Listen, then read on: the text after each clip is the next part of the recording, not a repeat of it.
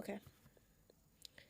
I think it's time that I just fully come out on something that's been plaguing my life for a couple of years. For one, in the span that I have been gone, I have been diagnosed with depression, PTSD, and I believe anxiety's in there somewhere. So, how do I start this? I I was in a relationship with a guy. That's how it usually starts. And I met him my freshman year. He and I were like really good friends when this all started out. And I had recently gotten over a breakup with someone, and he would walk me home sometimes. And he he one day came out and said, "I like you a lot, Jasmine." And I decided, well, I'll give it a shot. And I said, "I like you too." Even interacting with him was probably one of the biggest mistakes I've ever made. And he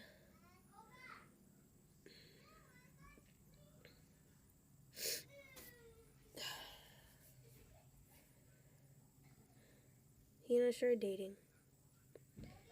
And he was the sweetest thing. He he made me feel loved. But as time drew on, he was slowly implanting in my brain that my family was abusive, which they're not. I can proclaim that they're not.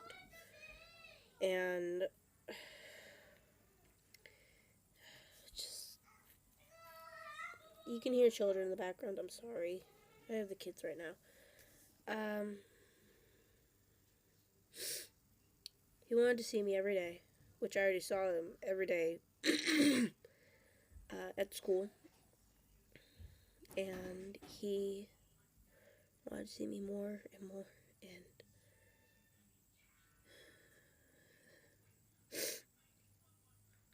I'm sniffing a lot because I'm sick right now. But I feel like I just need to talk about this. So, about a week after my, I think it was, week after my 14th birthday, I told one of my friends that, my parents were abusing me, which they're not. Phone, please. And my parents were not abusing me at all. And I feel incredibly terrible that I ever put that upon my family. And he said that he was going to talk to his counselor, and his counselor was going to call CPS. And I said, and I tried to, scramble and, try so hard. I ended up telling my mom that, this was happening, and I didn't know what to do. My mom told me to tell him that I was lying, and that I made it up for attention. And I did. And he said, I forget what he said, but I freaked out, and it was a lot. The guy came over. I'm gonna give the guy a name. But I'm not gonna give him a real name because I feel that would be too invasive of privacy. We'll give him the name Steve. His name will be Steve. Steve came over, and my mother wouldn't let him in the house, so I sat on the porch with him and I cried. it was a mess, a big mess. It just took a lot of time. I broke up with him like 5 million times. 9 to be exact.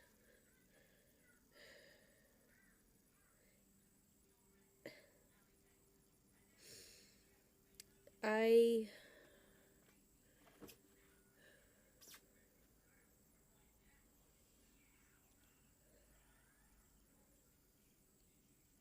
He would tell me all the time that he had these personalities in his head, and that every time he would go to get tested, they'd never find anything. So I just said, okay, well, doctors are not finding anything. He told me, after my parents stopped approving of him, I was forced to break up with him, and for a while, I was secretly dating him. And then one night, I ran away. Sophomore year, I ran away when they found out that I was with him, and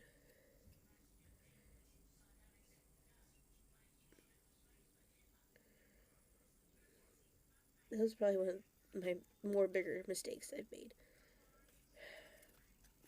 He came and got me around midnight, maybe.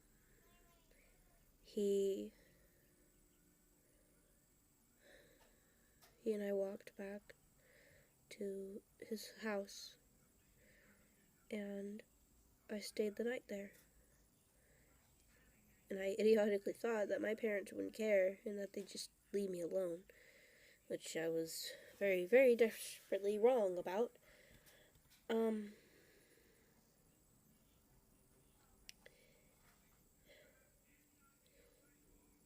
He was verbally, well, not really verbally, but he was mentally abusive. I know I'm saying this halfway through the story, but yeah, he was mentally abusive. Constantly told me that I was being abused, that I'm always wrong, that just all this stuff. And he would just suck the life out of me. I was the most suicidal when I was with him. Sophomore year was the year I self-harmed the most. And the last time I ever self-harmed was right after I broke up with him. So there's another person a part of this story. There's a lot of people a part of this story. There was this girl named Lily. And Lily was a back and forth advocate for him. One day she'd be against him, another day she'd be for him, and just back and forth. And I felt conflicted when I was around her. She was a less, kind of draining person, really. And because, and her and I would talk a lot because I couldn't talk to him. And because I was all brainwashed into thinking, oh, he's this great person. And he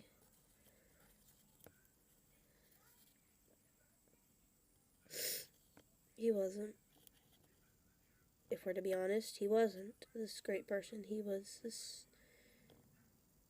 awful person. And I believed that he was a great person.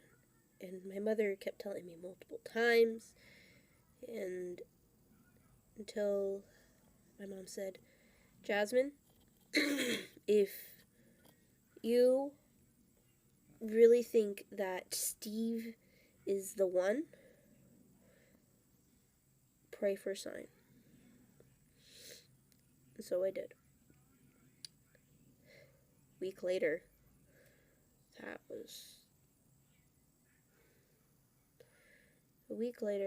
I broke my ankle.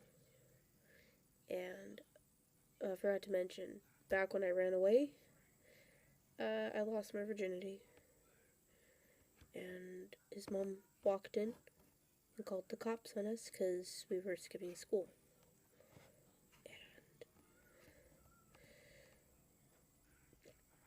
My mom came to that place, and she was in tears. And the night my parents found out that I had sex with him, my dad was livid. He screamed at me. I ran in my room. My mother asked me why. And that was the night I cut the most. That night, I had taken my blade, trigger warning here, and I carved whore into my arm. And I put cuts all around it. And over here, it was smaller because I can't write with my left hand. And I put stupid. And cuts sort of around that. For the longest time, I had to wear gloves on my arms and sleeves. Thank you, honey, for sending me that. Boyfriend texted me. Anyway, he jumping back to when I broke my ankle. So a week later, I broke my ankle. I'd called my mom, I'd gone to seminary with my best friend. And sadly, she's not here. I'll feature her in a video soon. And she and her mom had to help me out because her poor little father couldn't lift me. He ended up falling into a door, and I snapped my ankle on both sides, so I couldn't really stand. And so they had to help me out to the car, and they had to take me to the hospital. And I had to call my mom and say, "Mom, I broke my ankle," and it had broken straight through, and a child's coming. A child might join the story. Nathan, Mommy's sleeping. He's adorable. Thank you. You gonna come in here with me? Yeah, but stickers all over my neck. There's stickers all over your neck? Yeah, look. Oh. That's cool. Get them off of my neck. You want me to get them off your neck? Yeah. Alright, come here, babe. Oh, you just got it off of your neck yourself. Go put on your shirt? Yeah. Okay. Anyway. Where was I? Oh, yes. Went to the hospital, and I got announced in a wheelchair. So, the breakup part was probably the worst. Probably the final and 9th time was the worst. But luckily that was the night Joanna had come to help me. She and her mom came. Her mom and my mom cleaned my room. But she and I were up until past midnight on a school night breaking up with this boy. And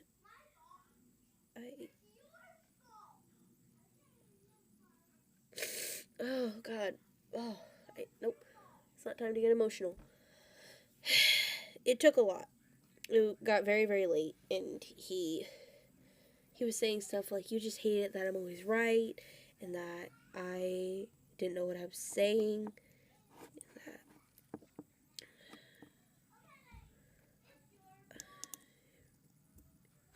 it was a very rough night.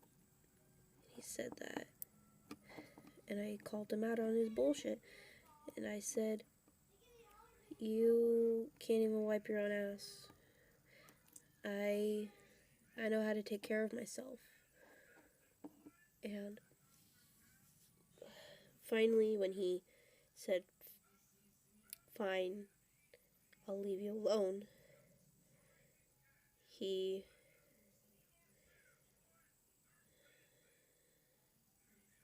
finally did. And I cried. And Joanna just pile drove on top of me because I was laying on my bed crying, and she hugged me because she knew it was hard. And throughout my junior year, he tortured me because he was still there. And it was horrendous. He made a whole fake account just to harass me.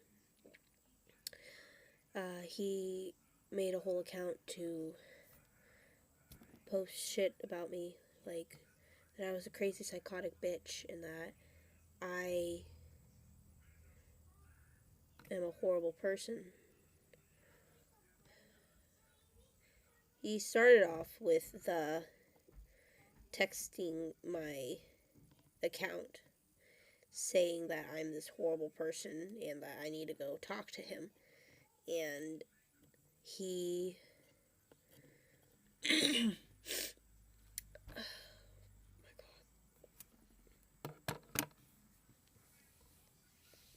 he just he was relentless. He texted my mom that I was sending nudes to people. He had just, and then he texted me one night, and there was more before that actually. Someone had made a threat to the school, saying that he was gonna go blow up the school or something, and I got made fun of and told that I was gonna be an accomplice. And then I posted about it one night on Instagram, and that I was just sick and tired of it, and that I needed to vent about it, like I'm doing now, and started telling my story.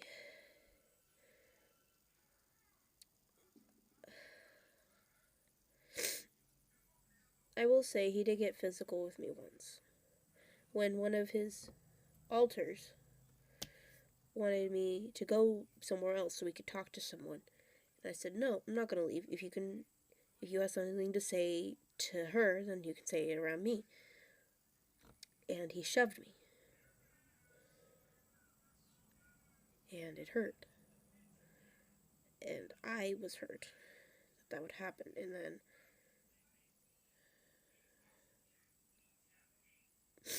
oh god. Ugh. Anyway, so my Instagram wasn't privated when I posted about all of the stuff that was going on, all the drama. And because someone had threatened it, I was getting called into the office like almost every day, getting asked, well, did this happen? Is this happening? Like, did you ever hear him say this? Yada, yada, yada. And I said, I don't know anything about him. Last time I spoke with him, actually, was a year ago. And that was to break up with him. And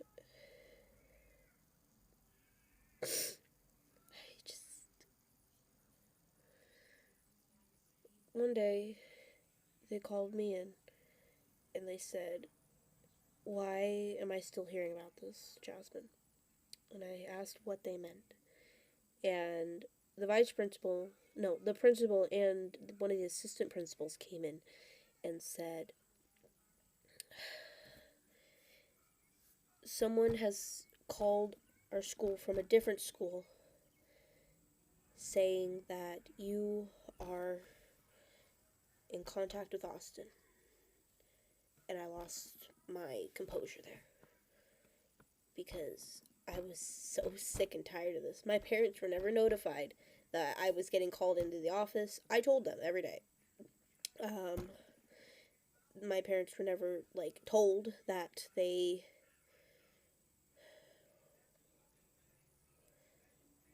that this was happening. They never asked because I'm still a minor. And finally, they let me go. And I went and I got into my best friend's ride. And I said, I need to go home now. because I just got called in and I was still in tears. And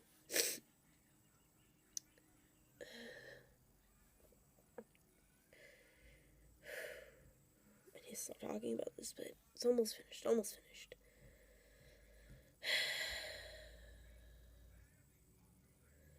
When I posted about it that night on my Instagram,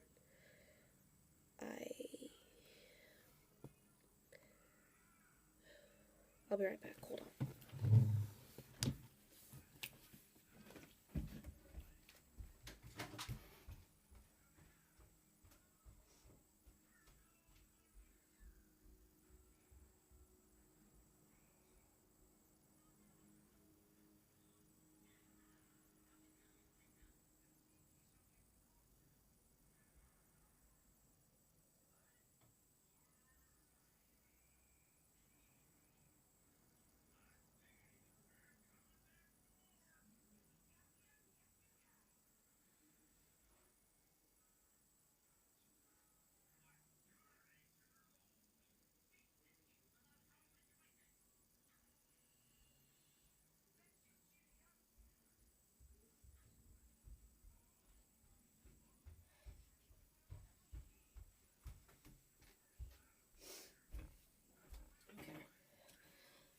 Where was I? I posted about it on my Instagram that night, and he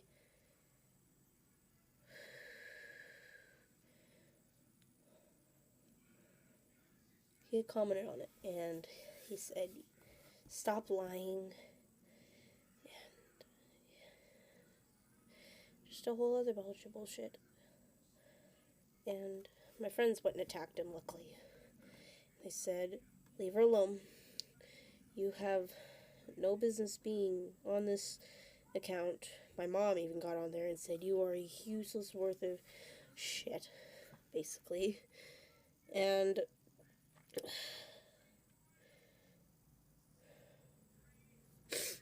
that was... And then finally I got a message at 2 in the morning asking why I left him, why I was spreading lies about him,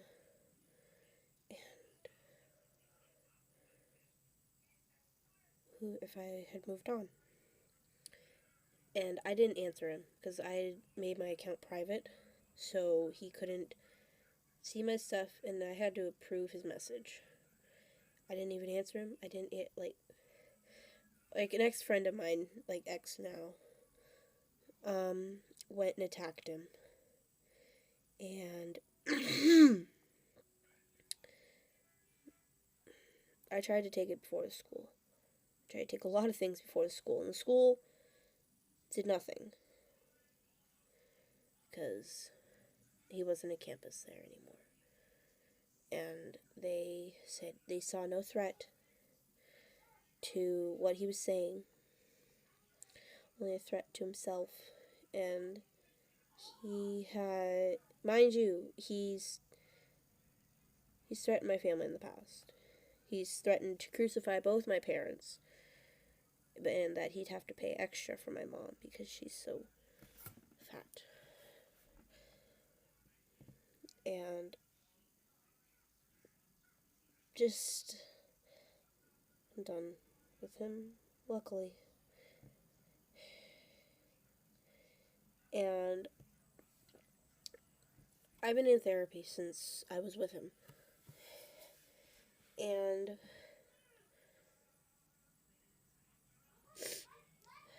my therapist has said, I have seen so many cases of mental and emotional abuse, and yours with Steve has checked every box. And I asked her, do you think that if I had continued the relationship with him, you think he would have gotten physical with me? And he said, my therapist said, yes, he probably would have. He was a few steps away from it. And My therapist has diagnosed me with PTSD, and I've been dealing with depression for a while. So,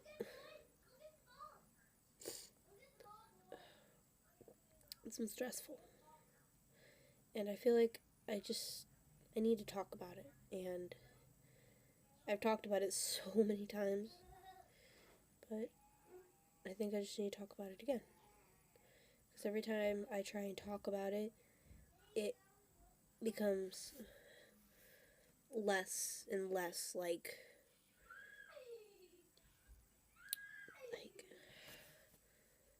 it. Every time I talk about it, it's not as much weighed down. Now I'm doing amazing in school. I'm I'm gonna graduate this year. If I had probably stayed with him, I would have killed myself probably a long time ago. And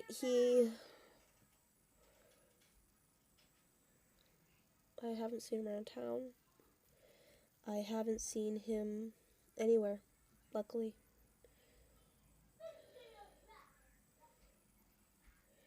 I know that he has a new girlfriend. I know his dad's moved away. I don't know if his mom still lives in the same place. And